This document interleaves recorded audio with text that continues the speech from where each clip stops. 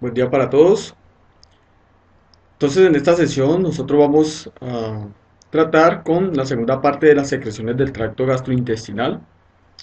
En la sesión anterior, entonces, nosotros tratamos acerca de las secreciones salivales, ¿cierto? De las secreciones gástricas, de las secreciones intestinales.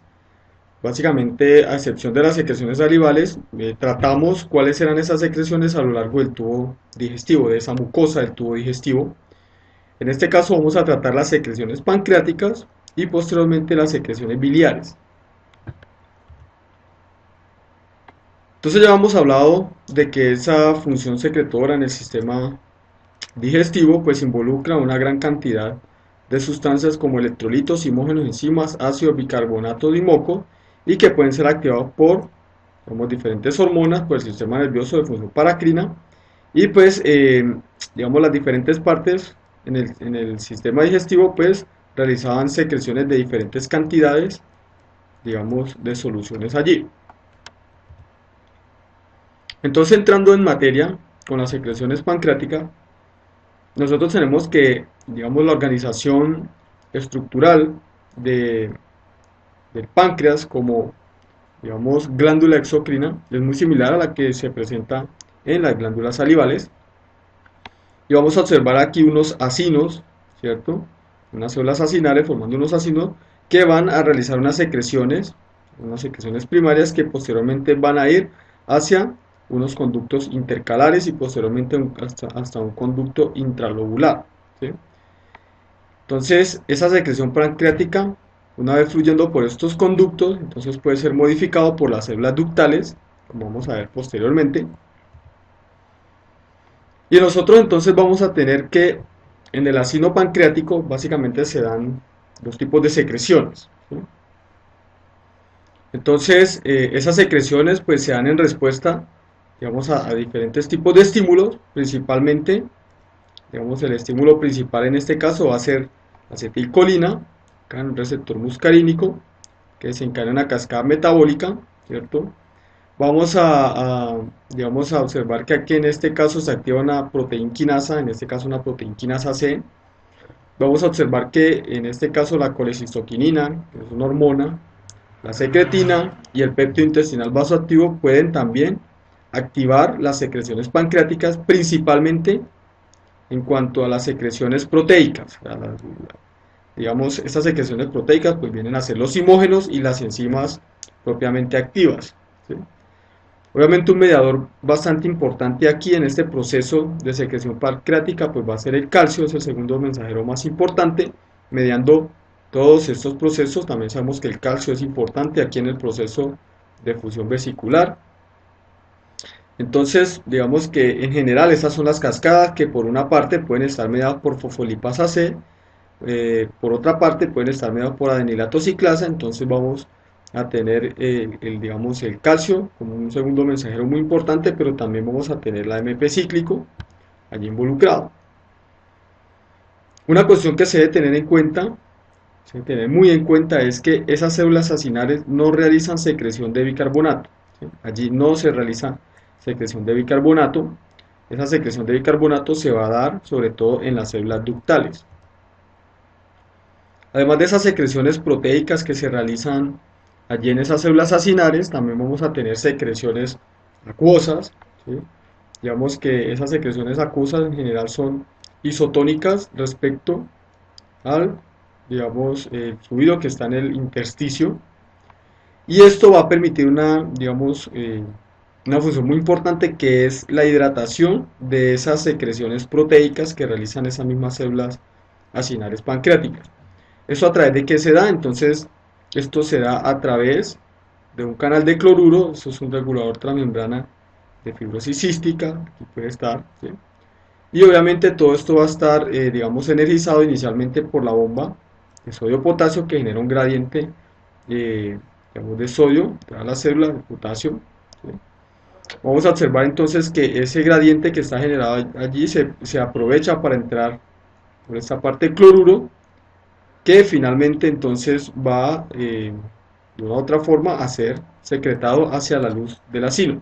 Entonces, teniendo teniendo en cuenta aquí también de que no se realiza secreción de bicarbonato. Entonces, una vez esas secreciones, digamos, acinares, están en el túbulo pancreático, en el ducto pancreático mejor, entonces allí se le realiza una modificación. Esta modificación consiste en la adición de bicarbonato, ¿sí? Que puede ser, digamos, realizado a través de un intercambiador de cloruro bicarbonato, ¿sí? Que es este que tenemos acá. Entonces este saca dos bicarbonatos al ingresar un cloruro, aunque también se menciona que a través de este canal de cloruro puede también de una u otra forma pasar el bicarbonato, aunque digamos es una posibilidad que se tiene allí. Pero entonces, ¿cómo se da todo este evento? Pues todo esto se da inicialmente como en toda célula en nuestro cuerpo, tenemos una bomba de sodio potasio que genera un gradiente de sodio bajo al interior de la célula. Entonces, este, digamos, baja concentración de sodio al interior de la célula favorece que entonces ese sodio, a través de este cotransportador de sodio bicarbonato, ingrese el bicarbonato hacia la célula, que es el que posteriormente se va a secretar en la luz de ese ducto pancreático, ¿sí? Obviamente con la secreción de cloruro que se tiene por acá, entonces se debe tener en cuenta que el sodio lo sigue, que se va generando una carga negativa por acumulación de cloruro, entonces el sodio lo sigue y asimismo lo sigue el agua, generando las, digamos, secreciones acuosas, ¿sí? Esas secreciones acuosas que, digamos, terminan de hidratar, digamos, hidratar y alcalinizar esas secreciones acinales. En esta parte que nosotros observamos aquí, en esta, digamos, en esta partecita, entonces vamos a observar lo que se denomina como el reciclaje del cloruro. Entonces el cloruro, digamos, es secretado y posteriormente es llevado de nuevo a la célula y digamos, ese transporte hacia la célula pues está acoplado con la secreción del bicarbonato. Entonces, dentro de esas secreciones pancreáticas, nosotros, ¿qué vamos a encontrar? Hablamos, digamos, de forma general, que había unas secreciones proteicas y había unas secreciones acuosas y de bicarbonato, pero entonces en esas secreciones proteicas nosotros vamos a encontrar simógenos, que son básicamente enzimas que son inactivas, vamos a encontrar enzimas activas, todas secretadas, digamos, en estas células acinares, ¿sí? Dentro de los simógenos entonces encontramos los tripsinógenos, ¿cierto? Vamos a encontrar el quimotripsinógeno, proelastasa, proproteasa y las procarboxipeptidasas A y B. Como enzimas activas entonces vamos a encontrar, digamos en este caso la alfa-amilasa, ¿cierto? Un carboxil ester lipasa, lipasas, ARNasas, adeneasas y, bueno, en este caso la colipasa es un factor para que la lipasa funcione. Entonces observemos que las enzimas que son secretadas como simógeno en general son proteasas. Estas son proteasas, ¿sí? Y pues esto tiene una implicación importante que vamos a mencionar más adelante, ¿sí? En cuanto a la protección de ese páncreas con respecto a que realice digestión de su propia estructura. Otros factores que vamos a encontrar allí, pues se va a ser inhibidor de tripsina, ¿sí? Litostatina, vamos a encontrar, digamos, glucoproteínas, proteínas asociadas a pancreatitis y los diferentes iones. Entonces, ¿cómo se dan esas secreciones pancreáticas? Entonces, esas secreciones pancreáticas también se dan en diferentes fases, similar a las secreciones gástricas. Entonces, hay una fase cefálica de la secreción pancreática, una fase gástrica de la secreción pancreática y una fase intestinal. Todas estas secreciones entonces se dan mediadas, digamos, por el nervio vago, ¿cierto? Aquí tenemos el vago, que está inervando, ¿sí?, al páncreas, digamos, a esas células acinares también de forma directa. Y cuando, por ejemplo, nosotros vimos en las fases de las secreciones gástricas, pues cuando se tiene estimulación a las células parietales para la secreción gástrica, también se está llevando una estimulación hacia esas células acinares pancreáticas, ¿sí? Se lleva, vamos, al mismo tiempo.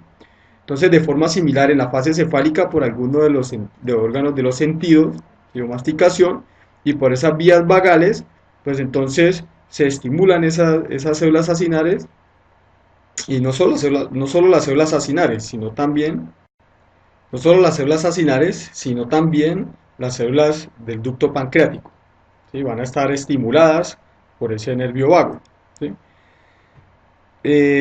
Lo que se ha caracterizado en este caso es que, digamos, con respecto a la fase cefálica, esta, digamos, induce un porcentaje de secreción de alrededor del 25%.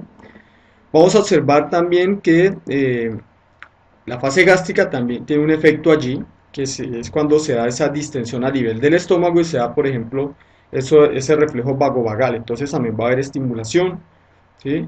Eh, digamos, de ese páncreas para las estimulaciones, para la estimulación de la secreción pancreática, y digamos es responsable de alrededor del 20% de las secreciones. Y digamos, la fase más importante viene a ser la intestinal, que es cuando llega, digamos, el quimo hacia el duodeno y se sensa, por ejemplo, aminoácidos, ácidos grasos o mucho protón, mucho ácido, ¿sí? Entonces, allí por diferentes vías, entonces ya sea colicistoquinina, secretina, o algunos reflejos enteropancreáticos, entonces se da esas secreciones que pueden ser de hasta el 80%. Entonces, viendo cada una en detalle, y como lo mencioné anteriormente, aquí observamos, entonces, en la fase cefálica y la fase gástrica, ¿sí? Gracias a esa inervación que se tiene del nervio vago, acá lo tenemos, entonces, si estamos en la fase cefálica, ¿sí? Entonces, alguno de los órganos de los sentidos estimula esos núcleos motores dorsales del vago que van a estimular, por una parte, entonces, directamente las células acinares para que realicen las secreciones acinares, que en este caso corresponden a proteínas, como se tiene acá encima, o los zimógenos y agua.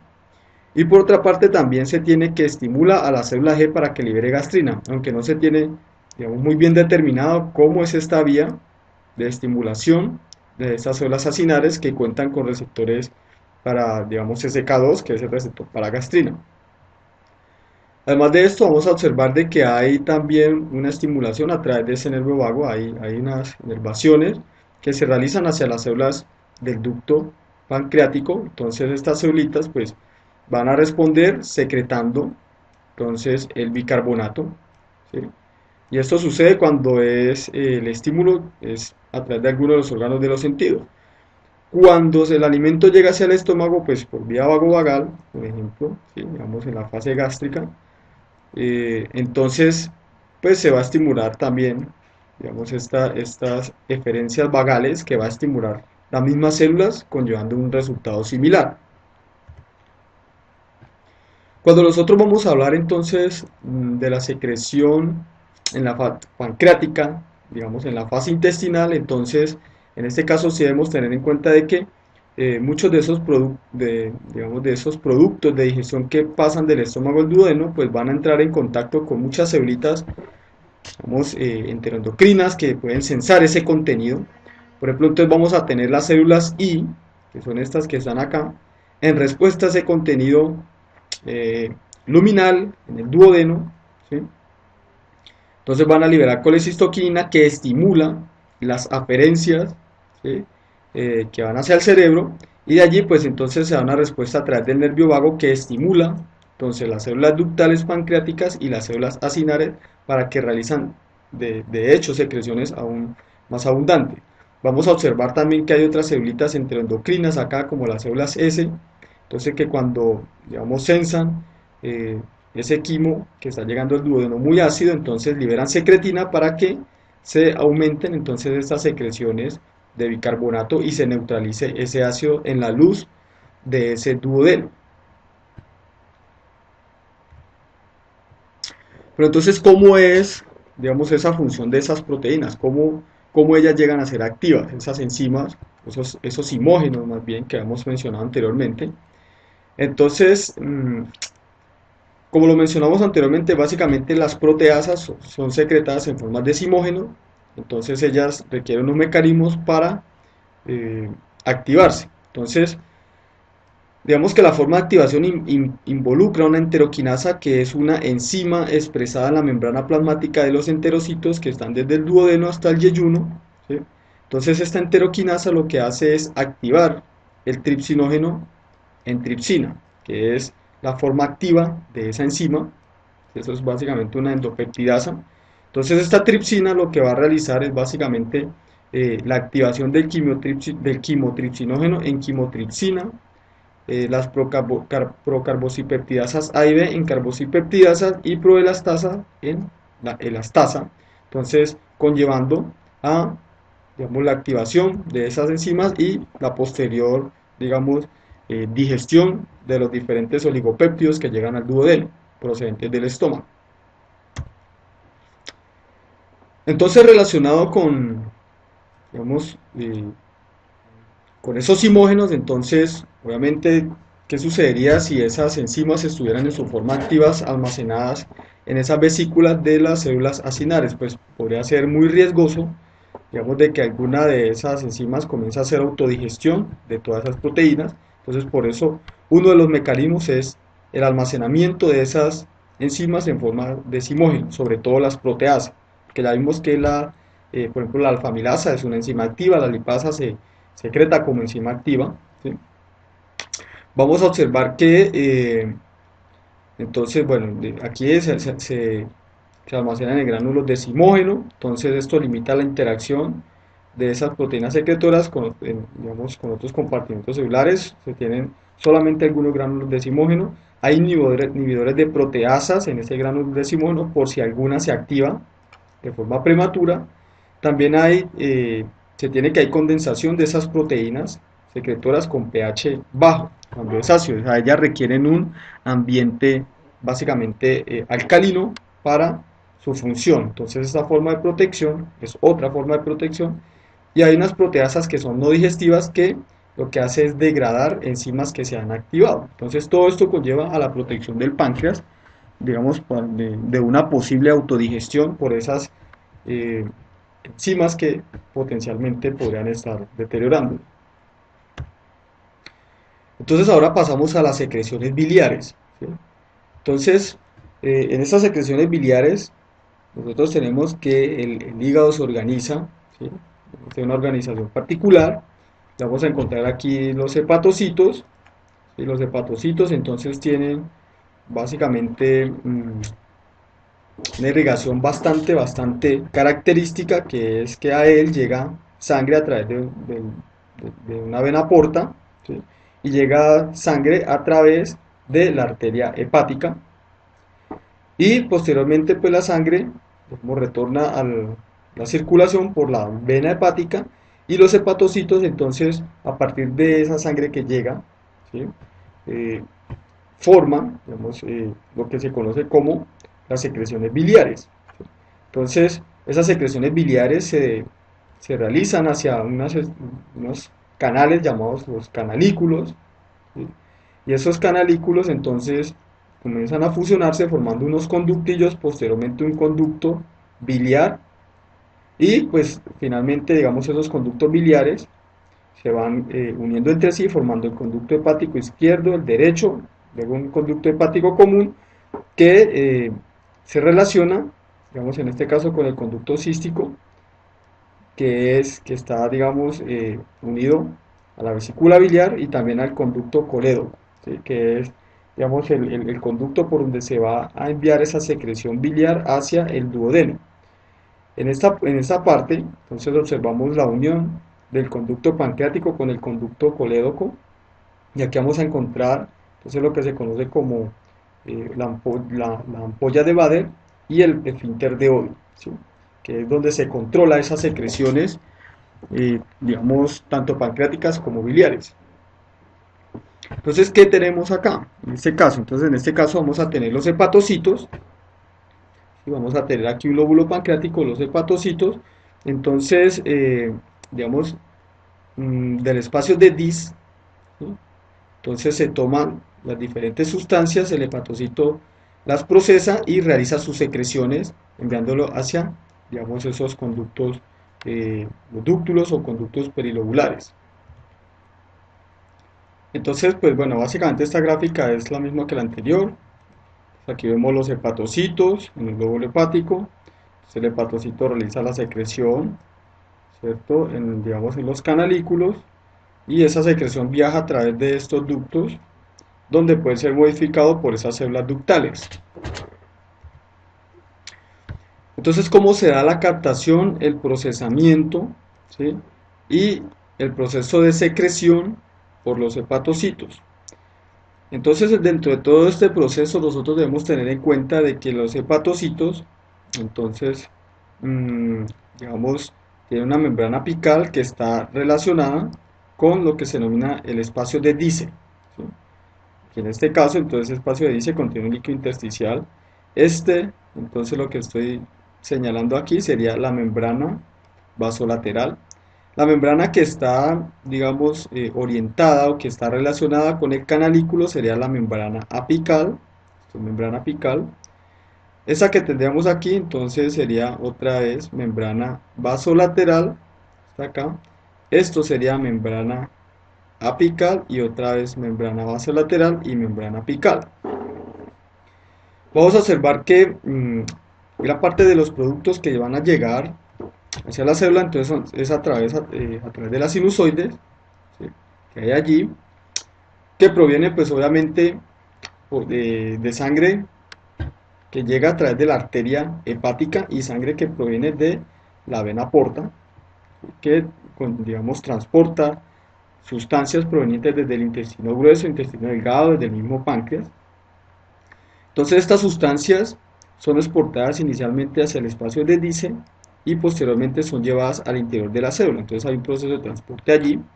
Posteriormente se realiza una modificación química de esa sustancia y finalmente van a ser entonces exportadas hacia el canalículo, o sea, allí es donde se realiza la secreción para, digamos, formar finalmente las secreciones biliares. Entonces, para realizar todos estos procesos, estas celulitas pues van a tener unas proteínas de housekeeping, o más bien de mantenimiento, y estas proteínas, pues como toda célula, en su membrana basolateral va a tener entonces bombas de sodio-potasio, va a haber poros para potasio, poros para cloruro, vamos a observar una bomba de calcio, ¿sí? En este caso, esto es una bomba de calcio-protones.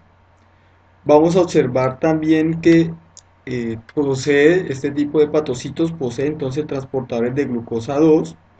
Estos tipos de transportadores entonces no son sensibles a insulina, simplemente de forma constitutiva. La glucosa entra al hepatocito. Vamos a observar que en los hepatocitos muchos de los mecanismos de transporte están acoplados al movimiento de sodio. Entonces ya sabemos que el sodio está en baja concentración al interior de la célula, el sodio tiende a entrar, entonces aprovecha esa tendencia a entrar para, en este caso, mover aminoácidos hacia el interior del hepatocito. Una situación parecida la vamos a observar con el bicarbonato, que va a hacer, digamos, se va a aprovechar el gradiente de sodio para mover el bicarbonato, y en este caso también se aprovecha entonces para sacar protones del hepatocito e ingresar digamos, el sodio. Dentro de estas celulitas también vamos a observar que pues, poseen anhidrasa carbónica que favorece la formación de bicarbonato y pues digamos por difusión básicamente simple pues el agua pasa a través de esa membrana celular. Vamos a tener entonces, esto que mencioné es en la membrana vasolateral, en la membrana apical entonces vamos a tener intercambiadores de bicarbonato, en este caso sulfatos, ¿sí? Y vamos a tener aquí entonces intercambiadores de bicarbonatos cloruro, entonces se está haciendo una exportación neta de bicarbonato hacia ese canalículo biliar, que es un componente, digamos, el bicarbonato, el ion bicarbonato es un componente importante en esa secreción. Además del ion bicarbonato, entonces vamos a encontrar sales biliares, colesterol, fosfolípidos, bilirrubina, hay otros que se encuentran allí, pero pues para, digamos, relacionados con las secreciones digestivas, pues vamos a tener principalmente esto, como lo que vamos a mencionar. Entonces, ¿cómo se realizan esas secreciones de sales y ácidos biliares? Entonces, además de las moléculas que mencionamos en este caso, de las moléculas transportadoras, el hepatocito cuenta con otro tipo de proteína, ¿sí? Por ejemplo, un polipéptido cotransportador de sodio taurocolato, que favorece entonces el transporte principalmente de sales biliares conjugadas, por ejemplo esta, aunque también puede realizar el transporte, ¿sí?, acoplado a sodio de sales biliares no conjugadas, como la que tenemos acá. El AB negativo es una sal biliar no conjugada, el AB unido al Z negativo es una sal biliar conjugada. Entonces vamos a observar que al interior del hepatocito ese movimiento de esas sales biliares no es tan sencillo. Entonces para ese movimiento se tiene una proteína de unión que permite un movimiento de dichas sales biliares de una forma más fácil, y esas sales biliares posteriormente van a ser secretadas a través de una bomba, ¿sí?, de sales biliares que pueden ser conjugadas o no, a través de una bomba que se llama la BSEP, ¿sí?, o la ABCB11. Son familias de bombas transportadoras. ¿Qué vamos a tener por otra parte? Por otra parte, entonces vamos a tener que las sales biliares no conjugadas en el interior del hepatocito pueden sufrir procesos de conjugación, ya sea con lo que se denomina un sulfato o un glucuronato, ¿sí?, que está simbolizado aquí por una Y menos. Entonces aquí tenemos la sal biliar conjugada con sulfato o glucuronato. Entonces esta sal biliar conjugada va a ser transportada por un transportador diferente, que va a ser el MRP2 o ABCC2. ¿Sí? Entonces, dependiendo de la molécula con la cual esté conjugada la sal, se va a secretar a través de un transportador o de otro. ¿Sí? Esta misma sal biliar, digamos que no está conjugada, puede ser conjugada con taurinoglicina, que fue, pues, digamos, aquí llegamos entonces a, digamos, a esta forma conjugada de esta sal, que va a ser transportada a través de este transportador ABCB11. Además de esta forma, digamos, de, de- de movimiento de esas sales biliares hacia el hepatocito, pues va a haber otra, que va a ser cuando la sal biliar, pues digamos, se une con su respectiva carga positiva, su respectivo protón, y forma el ácido neutro. Entonces este ácido neutro puede difundir a través de la membrana del hepatocito, y una vez adentro entonces sufre el proceso de disociación formándome un protón, ¿cierto?, formando un protón en su interior, y la sal biliar, que va a sufrir el proceso que mencionamos anteriormente. Además de eso, nosotros vamos a tener acá de que, digamos, las sales biliares pueden ser también movidas hacia el espacio de Dice, ¿sí?, por otro tipo de bomba, que va a ser, digamos, esta MRP4, es de la misma familia que la que tenemos acá, simplemente lo mueve hacia afuera del hepatocito. Y también se va a tener que, digamos, eh, esas sales biliares no conjugadas se pueden también intercambiar por bicarbonato a través de un intercambiador de bicarbonato sal biliar, ¿sí? Esto básicamente son polipéptidos transportadores de aniones orgánicos que vamos a tener acá, que es otra forma de poder mover esas sales biliares hacia el interior del hepatocito. Esto que mencionamos entonces acá hace referencia a sales biliares, pero pues digamos que en la composición de la bilis no solamente están ellas, sino que hay también unos aniones orgánicos, ¿sí?, digamos, sustancias que pueden ser metabolizadas en el hígado, diferentes fármacos, drogas, hasta algunas hormonas. Entonces, eh, este tipo de moléculas, esos aniones orgánicos, entonces, como lo mencioné acá, son transportadas al interior del hepatocito, intercambiándolo por bicarbonato. Entonces estos ácidos orgánicos pues pueden sufrir procesos de conjugación, ¿sí?, principalmente con el glucuronato o sulfato, y transportados o secretados hacia el canalículo a través de esta bomba MRPV2, que es la misma que habíamos mencionado acá arriba. También vamos a tener, por ejemplo, que el glutatión, ¿sí?, puede ser también en este caso conjugado con ese mismo sulfato o glucuronato, y pues ser secretado a través de la misma bomba. Vamos a tener también otras sustancias, ¿sí?, digamos, el glucuronato, ¿cierto?, con este tipo de moléculas. Entonces puede sufrir un proceso de conjugación y ser exportado a través de otra bomba, que va a ser la BCRP2.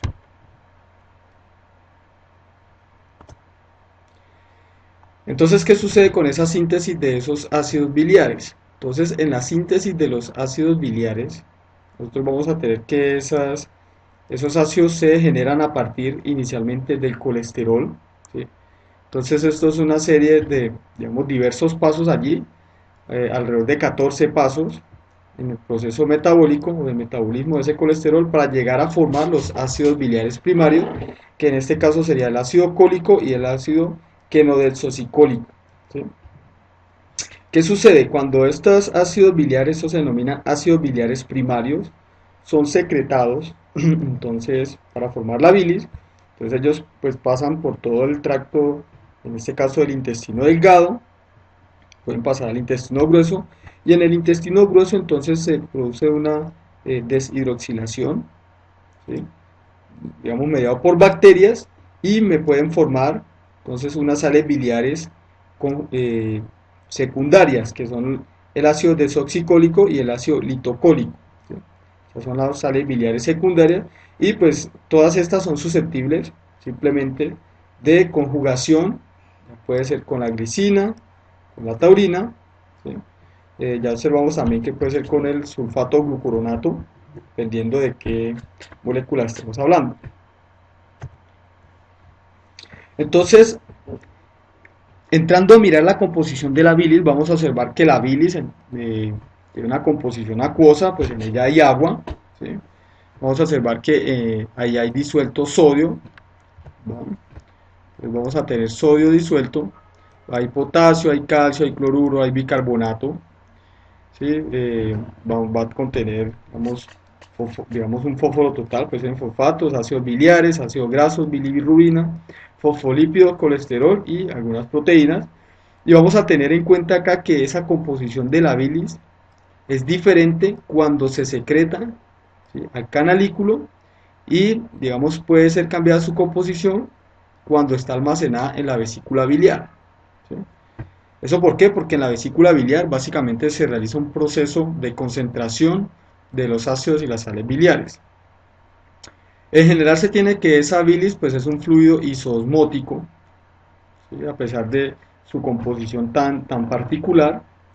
Y pues observemos que el sodio en la bilis que se está secretando en el canalículo tiene esta concentración de sodio, en la vesícula biliar es más alta su concentración, el potasio también, vamos a observar que el calcio también está más concentrado, lo mismo que, bueno, en este caso el cloruro está menos concentrado, el bicarbonato, digamos, parece ser allí, digamos, absorbido, pero esto sucede básicamente porque se realiza como una exportación de protones, pero observemos principalmente aquí los componentes, entonces los ácidos biliares, puede ser entre 3 y 45, en la vesícula biliar está en 32, los que en promedio puede estar más concentrado, los ácidos grasos están más concentrados, la bilirrubina también, los fosfolípidos va a estar más concentrados, el colesterol también va a estar más concentrado.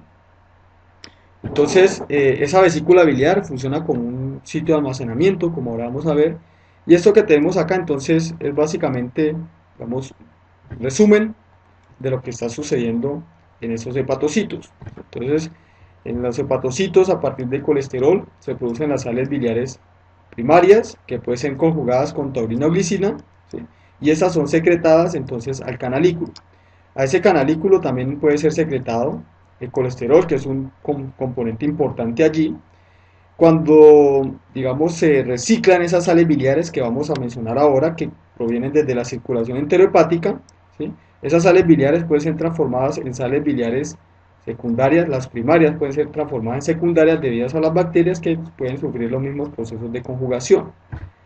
Además de esa secreción, entonces vamos a observar que, por ejemplo, los fármacos, hormonas, ¿sí?, bilirrubina, pueden sufrir, digamos, ácido glucurónico, ¿sí?, glutatión, también van a ser secretados estas drogas, hormonas o bilirrubina, pues sufren procesos de conjugación con estos tipos de moléculas y posteriormente son secretados, pero además de eso entonces se van a secretar, digamos, el componente electrolítico de esa secreción acuosa, va a haber también agua, ¿sí? Bueno, y también se menciona una fosfatasa alcalina. Entonces, una vez se tiene la composición de esa bilis secretada inicialmente por los hepatocitos, entonces, digamos que en esos mm, conductos, ¿sí? Los conductillos, se puede realizar modificación a esa secreción. Principalmente la modificación es relacionada con, digamos, la secreción de más bicarbonato, ¿sí? Entonces, estos colangiocitos lo que realizan acá es, inicialmente, se produce secreciones de cloruro, ¿cierto? Entonces el cloruro arrastra, digamos, por carga, ¿cierto? Esa secreción de cloruro vuelve negativo el lumen, entonces el sodio se ve atraído y con esto entonces también se va a mover el agua hacia esa luz de ese, digamos, conductos hepáticos, ¿sí? Los conductos hepáticos, esos conductillos. Pero ¿qué sucede? Ese cloruro que se está secretando en esta condición, pues se utiliza en este antitransportador de cloruro bicarbonato, que es este que tenemos acá, de este cloruro bicarbonato para entonces realizar el movimiento del ion bicarbonato hacia la luz de ese conducto y entonces volver a, digamos, capturar el cloruro hacia el citoplasma celular. Realmente todo esto se da, digamos, señalizado o se ve estimulado por secretina, glucagón, el péptido intestinal vasoactivo y somatostatina, que digamos están señalizando este tipo de función. Otra cuestión importante a tener en cuenta acá es que en la vesícula biliar, como lo mencioné en la tabla anterior, entonces esa bilis sufre un cambio de composición. Entonces ese cambio de composición está determinado principalmente por la absorción de sodio que se le realiza a esta bilis, ¿sí? Entonces vamos a observar acá que en esta absorción de sodio pues se produce realmente es un intercambio con protones. Entonces esto es lo que, digamos, está relacionado con este pH un poco más bajo en la bilis de la vesícula biliar. Entonces se absorbe sodio, pero se exporta protones. Y esos protones, pues entonces van a neutralizar a este bicarbonato que también está siendo exportado. Y la tasa de, digamos, de funcionamiento de este antitransportador sodio-protones es más alta que la que tiene el bicarbonato cloruro, ¿sí? Es más alta, esta es mucho más rápido que este. Entonces por eso se produce una acidificación de esa bilis allí. Entonces al producirse la absorción de sodio, el sodio se absorbe rápidamente, entonces parte de ese cloruro se va a absorber también, ¿sí? Y pues con esta absorción de sodio, cloruro, entonces también se va a absorber agua y se está realizando, digamos, una concentración básicamente isosmótica a digamos, a esa bilis que está almacenada allí en la vesícula biliar. ¿Qué produce esto? ¿Sí? ¿Qué produce esto? Lo que produce esto es la concentración principalmente de esas sales biliares, ¿cierto? Del colesterol y de los fosfolípidos en esas, en esas, digamos, en esa bilis. ¿Qué sucede posteriormente? Cuando se da la secreción de esa bilis, que puede ser estimulada ya sea, digamos, porque es colecistoquinina o secretina, por ejemplo. Entonces vamos a observar que la secreción se realiza, digamos, aquí se produce la bilis, puede ser almacenada aquí en la vesícula biliar y es secretada en el duodeno. Entonces esas sales biliares pues circulan por todo este intestino delgado, ¿cierto? Digamos, realiza su función que es básicamente facilitar la emulsificación de la grasa y la formación de micelas que, digamos, favorecen el proceso de digestión y absorción de esas mismas grasas. Entonces, una vez van cumpliendo su papel, estas mismas sales biliares comienzan a ser absorbidas de nuevo, ¿cierto? Hacia esa circulación venosa portal que va a llevar esa sangre de nuevo hacia el hígado. Entonces, realmente lo que sucede aquí es una circulación enterohepática de los ácidos biliares, hay un reciclaje de esos ácidos biliares, y esto pues digamos porque la síntesis de dichos ácidos biliares pues es energéticamente costoso para el cuerpo y digamos que esa secreción que se realiza es entre 21 y 28 gramos al día. Entonces es, digamos, bastante grande la secreción que se realiza. Entonces el cuerpo busca reciclar la mayor cantidad que se pueda, teniendo al final que la excreción fecal es de alrededor de 0,2 a 0,5 gramos al día de toda esa secreción biliar que se realizó en el mismo día. O sea, que observamos esquemáticamente que a partir del colesterol se producen las sales biliares, ¿cierto? Y esas sales biliares entonces son secretadas hacia básicamente el duodeno, posteriormente son recicladas y dependiendo de los niveles de ácido, digamos, de esas sales biliares o ácidos biliares, entonces si hay muchas, entonces se inhibe la síntesis de sales biliares a partir del colesterol. Si son pocas, entonces pues esto va a favorecer la síntesis de sales biliares a partir del colesterol. Otra cuestión que se tiene aquí, que se debe tener en cuenta, es que esa circulación de esas sales biliares es de alrededor de 3 o 4 veces por día, ¿sí? O sea que están siendo constantemente secretadas y reabsorbidas. Bueno, absorbidas en el intestino delgado. Pero ¿qué tenemos también? Entonces, esa absorción no es igual digamos, a lo largo del tubo del intestino delgado, sino que, digamos, en las primeras partes, lo que es en el duodeno y el yeyuno, se realiza una absorción pasiva, pero que es básicamente, digamos, no es tan importante ese nivel de absorción. La mayor parte de la absorción se va a dar en el ileum terminal, ¿sí? Y va a ser de forma activa, y allí en esta región generalmente digamos que la absorción va a ser principalmente de sales biliares que están conjugadas, ¿sí?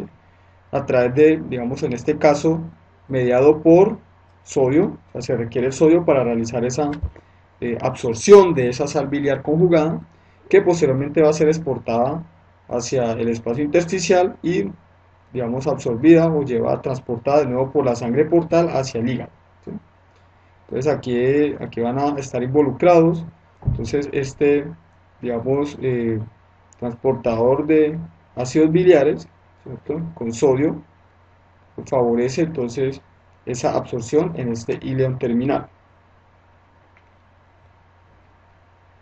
Vamos a observar que entonces las sales biliares, ¿sí? O los ácidos biliares que pasan hacia el colon, el intestino grueso, es donde van, digamos, pueden sufrir los procesos de modificación, ¿sí?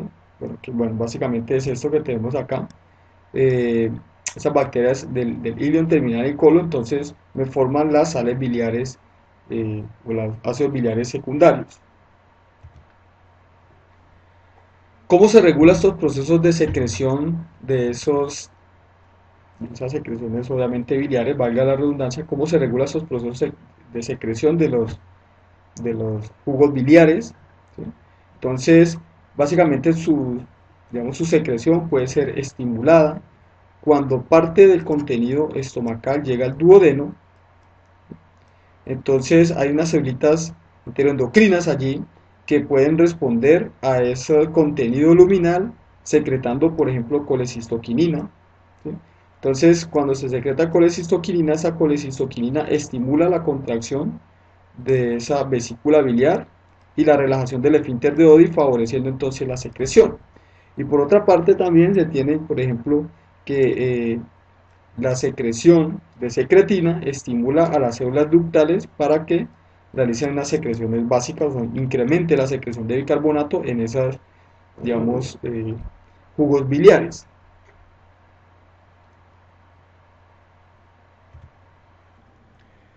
Entonces, relacionado con lo anterior, digamos, con la formación de esas secreciones biliares, pues se tiene que, dependiendo de ciertos factores, ¿sí? Se pueden formar los cálculos biliares, sobre todo en la vesícula biliar, aunque también puede formarse en los ductos hepáticos. ¿Cuáles son esos factores que pueden favorecer la aparición de, digamos, cálculos biliares? Entonces, por una parte es una absorción bastante elevada de agua desde la bilis, sobre todo en la vesícula biliar. Cuando se produce una absorción también elevada de ácidos biliares, desde la bilis, desde esa secreción biliar inicial, ¿sí? O cuando hay mucho colesterol secretado en esa misma bilis, o se presenta inflamación, digamos, de ese epitelio, sobre todo en la vesícula la vesícula biliar. Entonces vamos a observar cómo todo esto afecta, digamos, esa bilis y por qué se pueden formar esos cálculos biliares.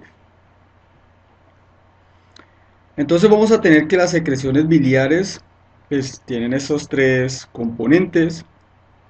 Va a tener colesterol, va a tener las sales biliares y va a tener los fosfolípidos, los que tenemos acá. Entonces ellos deben estar en ciertas proporciones para que estén disueltas en esa solución, digamos, formando unas micelas, ¿sí? Formando micelas, y esas micelas están disueltas en la solución. Entonces debe estar en estas, digamos, básicamente en estas proporciones delimitadas por esta región verde. Entonces las proporciones, digamos, apropiadas allí para las sales biliares deben estar entre el 40 y 100%.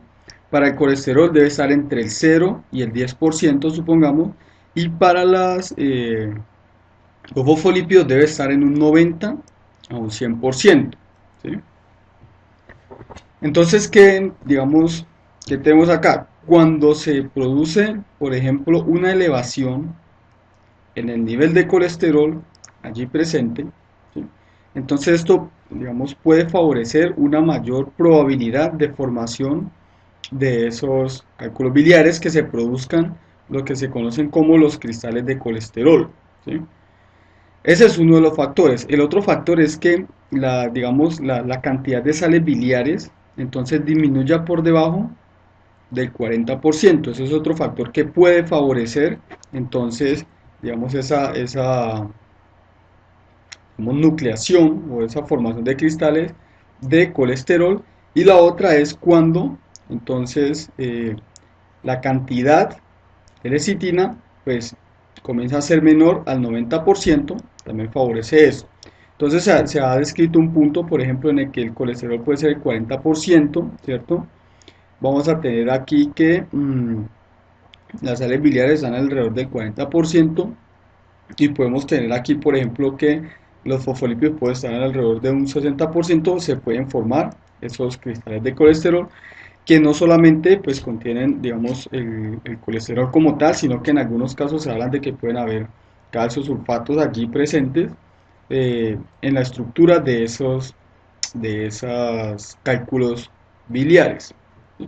Entonces, en esa formación, ¿sí?, se debe tener en cuenta pues básicamente las proporciones de estos diferentes componentes de las sales biliares en cuanto a, digamos, la formación. Obviamente aquí no solamente juegas, digamos, estas proporciones, sino que hay también, digamos, factores genéticos que pueden estar favoreciendo la aparición de esos mismos cálculos biliares.